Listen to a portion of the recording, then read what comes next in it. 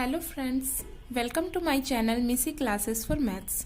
आज हम देखेंगे एक्सरसाइज 10.1 के क्वेश्चंस 5 से लेके आगे के क्वेश्चन। इससे पहले वाले वीडियो में मैंने 1 to 4 तक के क्वेश्चन को डिस्कस किया है। अगर आपने वो वीडियो नहीं देखी है तो आप मेरे चैनल पे देख सकते हैं। क्वेश्चन नंबर 5 से नेक्स्ट क्वेश्चन बनाने से पहले आपको मैं कुछ टॉपिक्स क्लियर करा देना चाहती हूँ जो कि इन क्वेश्चन से रिलेटेड हैं। तो सबसे पहला टॉपिक है हमारा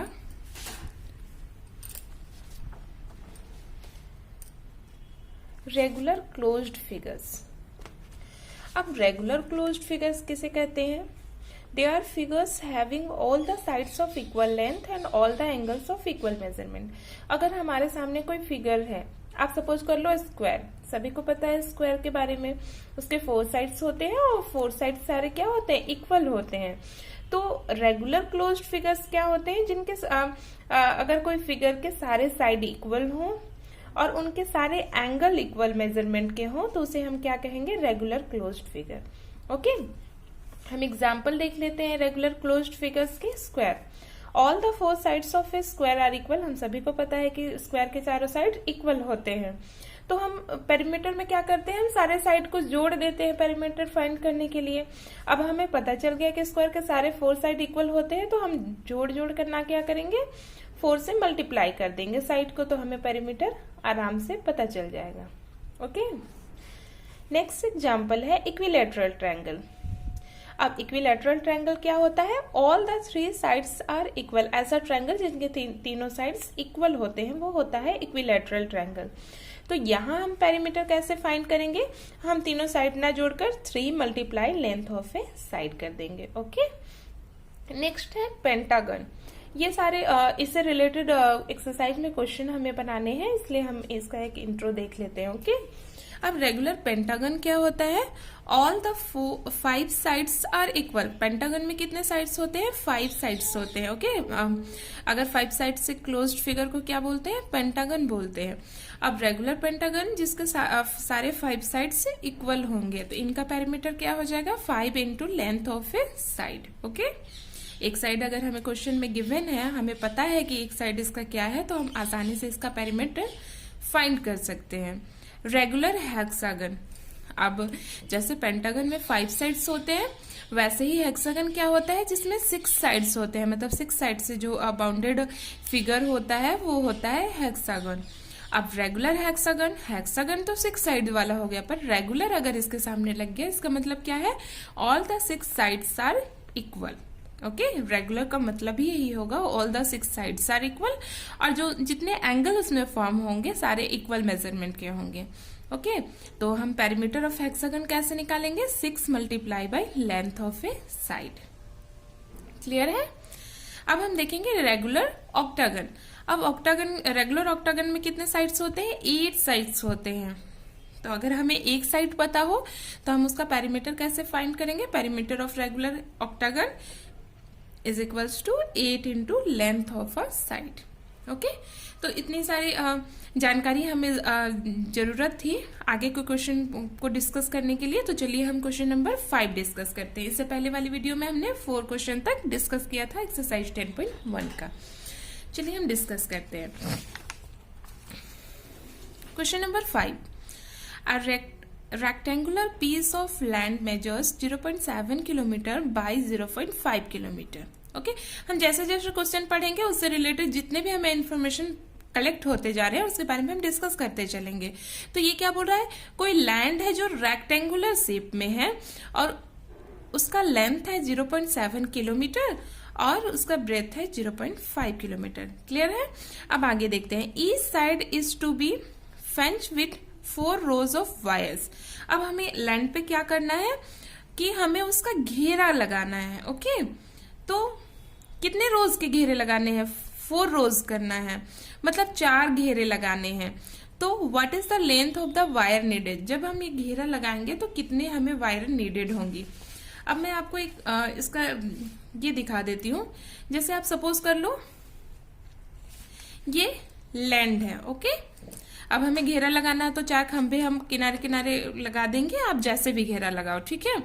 तो ये जो वायर हमें लगाना है ये 4 रोज में लगाने हैं, ठीक है। मतलब एक बार हमने राउंड किया, दूसरी बार फिर से एक राउंड किया, तीसरी बार एक राउंड किया, फिर चौथी बार एक राउंड, ऐसे करके हमें इस पूरे लैंड को घेरना है। ओके, तो जब हम इस पे घेरा लगाएंगे तो क्या कर रहे हैं, एक तरह से हम जा रहे हैं इसके बाउंड्रीज के अलोंग जा रहे हैं। इसका मतलब हम क्या कवर कर रहे हैं, पेरीमीटर कवर कर रहे हैं। तो एक घेरे में हमने एक बार इसका पेरीमीटर कवर किया, फिर जब दूसरा वायर का घेरा लगाया तो फिर एक बार पेरीमीटर कवर किया, तीसरा घेरा लगाया तो फिर एक बार पेरीमीटर कवर किया, चौथे घेरे में एक बार फिर से हमने पेरीमीटर कवर किया। तो कितनी बार कवर किया, 4 टाइम्स कवर किया। तो हमें क्या फाइंड करना होगा, सबसे पहले तो हम इसका पेरीमीटर फाइंड करेंगे और इसे 4 से मल्टीप्लाई कर देंगे। क्यों कर देंगे, क्योंकि हमने 4 टाइम्स वायर को बाउंड्रीज के अलोंग घुमाया है, ठीक है। तो चलिए हम क्वेश्चन को सॉल्व करते हैं। क्वेश्चन समझना बहुत जरूरी होता है मैथ्स में, तभी हम क्वेश्चन को अच्छे से सॉल्व कर पाते हैं। ये मैंने इन्फॉर्मेशन पहले से लिख लिया है क्योंकि आपका ज्यादा टाइम वीडियो देखने में खर्च ना हो, आप जल्दी से समझ जाए। ओके, तो हमें क्वेश्चन में क्या गिवन है, length of the land 0.7 kilometre हमने डिस्कस किया था, और ब्रेथ ऑफ द लैंड क्या है, 0.5 किलोमीटर। अब क्योंकि लैंड रेक्टेंगुलर है तो पेरीमीटर ऑफ द लैंड क्या होगा, 2 multiply by length plus breadth. Rectangular area का रेक्टेंगुलर शेप का पेरीमीटर क्या होता है, 2 multiply by length plus breadth. अब लेंथ क्या है 0.7 प्लस ब्रेथ क्या दिया हुआ है 0.5। ओके, तो ये क्या हो जाएगा 2 मल्टीप्लाई, अब इसे हम ऐड कर लेंगे तो ये कितना हो जाएगा 1.2। ओके, अब इसे मल्टीप्लाई कर देंगे हम, क्या हो जाएगा 2.4। मेजरमेंट किस में है, किलोमीटर में है, तो हम यहाँ क्या लगा देंगे, किलोमीटर। ये तो हो गया पेरीमीटर ऑफ द लैंड। पर हमें क्या पता करना है, हमें पता करना है what is the length of the wire needed, ठीक है। हमें length of the wire needed निकालना है, तो हम क्या लिखेंगे, इसलिए length of the wire needed is equals to 4 multiply by perimeter. Okay, is equals to 4 multiply by 2.4 kilometre. कितने हो जाएंगे, 4 4 जा 16, 1 4 2 जा 8, 9.6 किलोमीटर वायर की हमें जरूरत होगी पूरे लैंड को 4 टाइम्स वायर से घेरने के लिए। क्लियर है। अब क्वेश्चन 6 पे चलते हैं हम। क्वेश्चन नंबर 6 क्या बोलता है, find the perimeter of each of the following shapes. हमें कुछ शेप्स दिए हुए हैं और उनके हमें पेरीमीटर फाइंड करने हैं। A triangle of sides 3 centimetre, 4 centimetre and 5 centimetre. Okay, हमें एक ट्रायंगल दिया हुआ है, चलिए हम क्वेश्चन बनाते हैं। हमें एक ट्रायंगल गिवन है, इसके साइड्स क्या है 3 सेंटीमीटर, 4 सेंटीमीटर एंड 5 सेंटीमीटर। अब हमें इसके पेरीमीटर फाइंड करनी है, ठीक है। पेरीमीटर में हम क्या करते हैं, सिर्फ बाउंड्रीज को जोड़ देते हैं, इनके साइड्स को जोड़ देते हैं।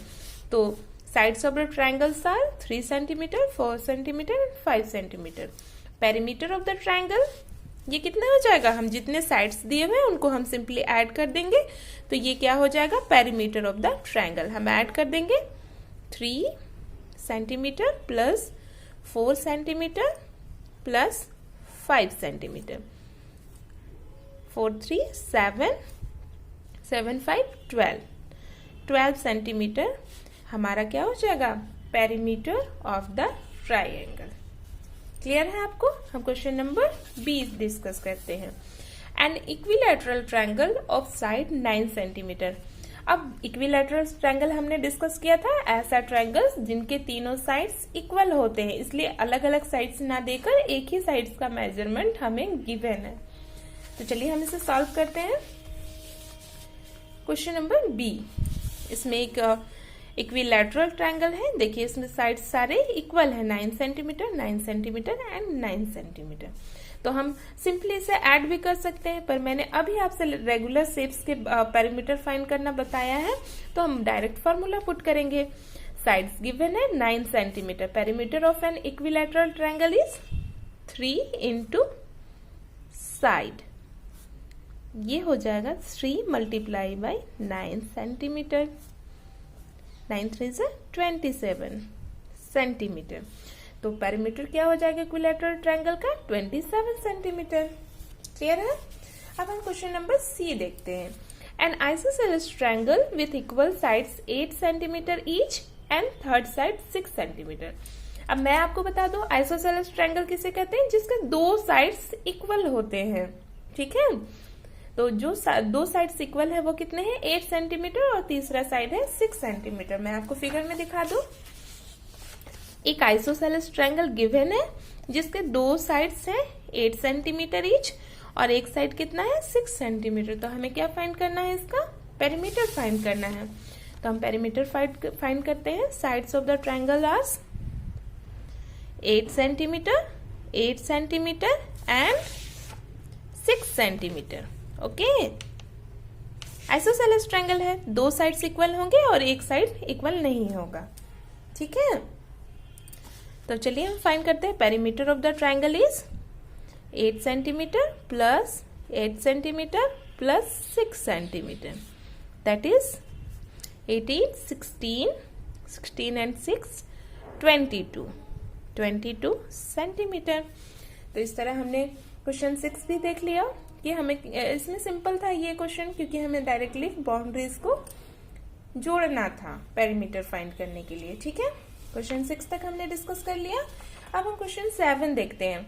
Find the perimeter of a triangle with sides measuring 10 centimetre 14 centimetre and 15 centimetre. ठीक है, हमें एक ट्रायंगल गिवन है जिसके साइड्स है 10 सेंटीमीटर 14 सेंटीमीटर एंड 15 सेंटीमीटर। तो हम कैसे इसमें पेरीमीटर मेजर करेंगे? सिंपली इन तीनों साइड्स को ऐड कर लेंगे। आप कर लोगे ये?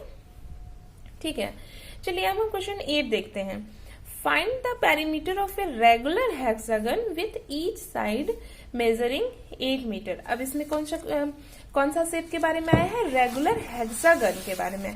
और हेक्सागन में कितने साइड्स होते हैं? मैंने अभी आपको बताया था इंट्रो में, 6 साइड्स होते हैं और वो सारे इक्वल होते हैं। इसका मतलब ये जो 8 है वो वही मेजरमेंट होगा सारे 6 साइड की। तो चलिए इस क्वेश्चन को हम बनाते हैं। Side of the regular hexagon is 8 metre. तो perimeter of the regular hexagon क्या हो जाएगा? 6 इंटू साइड। मैंने अभी आपको बताया था इसका फॉर्मूला। तो ये हो जाएगा 6 इंटू साइड क्या है? 8 मीटर। तो ये हो जाएगा 6 4 से 48 मीटर। तो पेरीमीटर क्या हो जाएगा? 48 मीटर। आई होप आपको क्वेश्चन नंबर 8 तक अच्छे से क्लियर हो गया होगा। नेक्स्ट वीडियो में मैं इससे आगे के क्वेश्चन डिस्कस करूंगी। अगर आपको किसी भी क्वेश्चन में किसी भी तरह की क्वेरी हो तो आप कमेंट में मुझसे पूछ